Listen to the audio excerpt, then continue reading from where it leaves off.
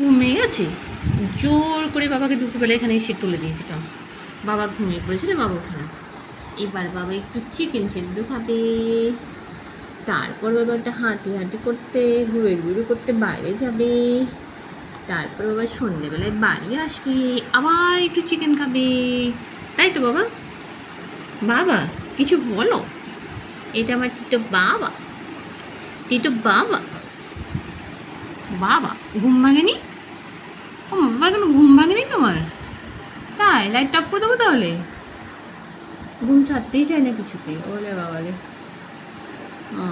বাবার ঘুম ভাঙেনি গো। ঠিক আছে, তাহলে ঘুমিয়ে পড়ো। চিকেনের নাম শুনলে আমার ঘুমটা ছেড়ে যায়। চিকেন খাবে না? চলো চলো, চিকেনকে কিনে নেবে, চলো বাবা। দুষ্টু বুদ্ধি কেন করো? এটা মুখ আটকে গেছে, ঠিক আছে? এখন দুষ্টু বুদ্ধি করে।